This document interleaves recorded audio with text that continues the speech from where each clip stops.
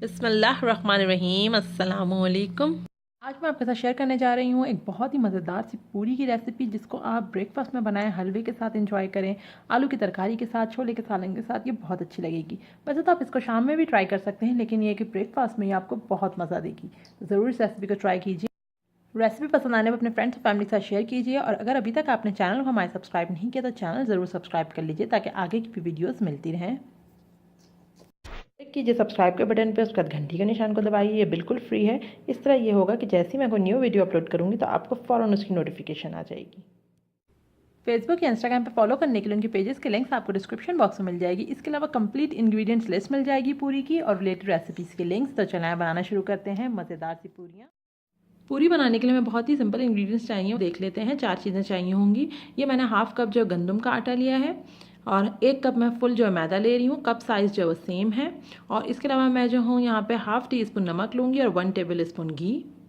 सबसे पहले हमने क्या किया, एक बड़ा सा बॉल ले लिया, उसके अंदर मैंने जो है ये मैदा डाल दिया, पूरा 1 कप मैदा डाल दिया है। और ये आटा जो हमारे पास था, ये हाफ कप मैंने आटा डाल दिया है गंदम का। अब इन दोनों को मिक्स कर लेंगे अच्छे से।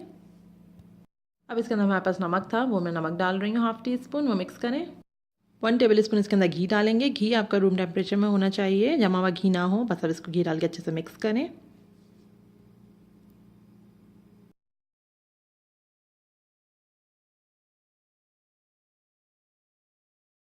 अच्छा, अब ये देखें, इसके अंदर घी अच्छे से मिक्स हो चुका है, और इसके अंदर एक भुरभुरापन सा आ गया है, तो बस ये आना ज़रूरी है। अब इसके बाद हम इसके अंदर पानी डालना शुरू करेंगे।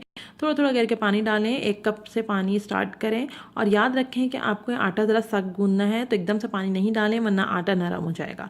तो 3/4 कप तक इसके अंदर पानी चला जाएगा। थोड़ा थोड़ा पानी डालते जाएँ और इसको अच्छे से गूंदते जाएँ।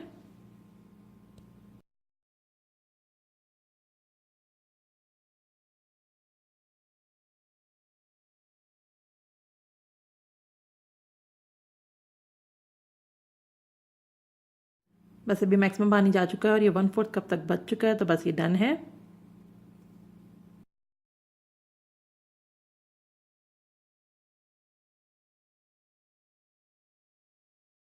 अब मैंने इसको जो है वो किचन काउंटर पे डाल दिया है।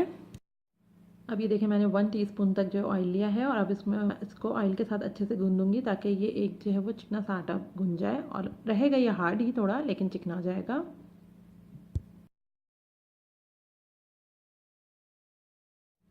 अब हमारे पास आटा गूंज चुका है, मैं आपको करीब से दिखा रही हूँ। बस अब हम इसको क्या करेंगे कि प्याले में रख देंगे, कवर कर देंगे, और तकरीबन जो है आधे घंटे तक आप इसको रखें। फिर उसके बाद हम इसके जो है वो पेड़े बनाएंगे। आधे घंटे बाद मैं आपको दिखा रही हूँ। ये देखें, इस तरीके से मैंने इसका ढक्कन हटाया है। अब हम इसके छोटे छोटे पेड़े बनाएंगे। अभी हमारे पास जो डो था हमारा, उसमें से मैं छोटे छोटे पेड़े निकाल रही हूँ। एक एवरेज साइज़ के पेड़े निकाल लें, फिर उसके बाद इसको स्मूथ करेंगे। पेड़ों को इस तरीके से निकाल लें, छोटी छोटी बॉल्स निकाल लें इस तरीके से। अभी जो हमारा डो था, इसमें से 8 पेड़ इस तरीके से बने हैं छोटे। और अब देखिए, मैं आपको दिखा रही हूँ किस तरह आपको स्मूथ करना है। इस तरह हथेली पे लेके रखना है, और इस तरह ऊपर से घुमाएंगे तो एक्सेस जो होगा वो निकल आएगा आटा, वो हटा दें। और इस तरह वो दूसरे पेड़ों में यूज़ हो जाएगा। इस तरीके से ये एक स्मूथ सा पेड़ा बन गया। इस तरह बाकी सारे पेड़ों को भी बना लें। 8 पेड़े बनेंगे इस डो से।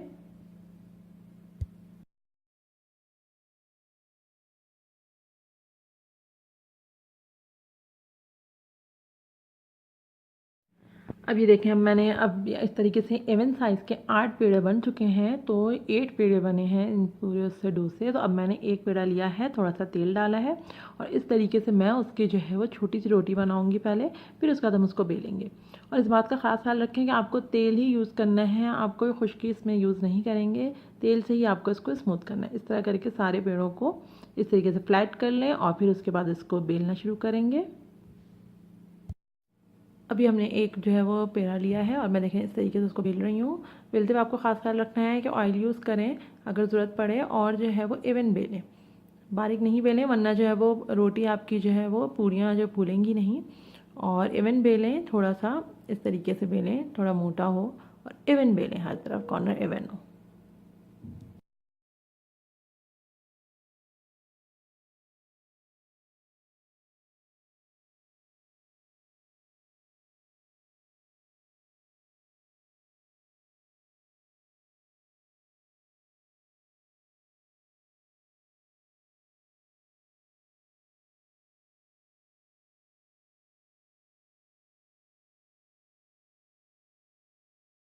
ये देखें मैं आपको करीब से दिखा रही हूँ। इवन बेलें, कोशिश करें और इतनी मोटी रखें, देखें इतना हो, बिल्कुल बारीक ना हो बेली हुई। तो अब हम इसको जो डीप फ्राई करेंगे। ऑयल मैंने पहले ही गर्म होने रख दिया था। अब मैं देखें ऑयल को चेक कर रही हूँ, थोड़ा सा मैंने इसके अंदर जो है वो आटा डाला है पूरी का, तो देखें किस तरीके से एकदम से उठकर ऊपर आ गया। बस ऐसे ऑयल डन है। अब हम मीडियम फ्लेम पे जो है अपनी पूरियों को जो है वो डीप फ्राई करना शुरू करेंगे। इस तरीके से मैंने पहली पूरी डाली और देखें किस एंगल से मैंने डाली है, आगे की तरफ से पीछे डाली है ताकि तेल जो है वो बिल्कुल उड़ के ना आए।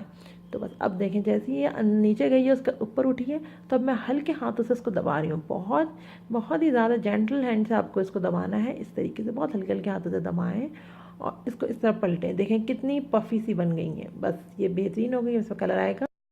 अभी मैं आपको करीब से दिखा रही हूँ, देखें कितनी अच्छी सी फूल गई है ये। अब मैं इसमें कलर आने का वेट कर रही हूँ। मीडियम फ्लेम है, मीडियम फ्लेम पे आपको इसको बनाना है। ये कलर आ जाएगा तो दूसरी बनाएंगे। अब मैं दूसरी पूरी इसमें डाल रही हूँ। ये देखें आगे की तरफ से पीछे डालें, बिल्कुल अपनी तरफ मत डालें वरना तेल उछल के आएगा। बहुत तेल जब इस वक्त गर्म हो सकता है।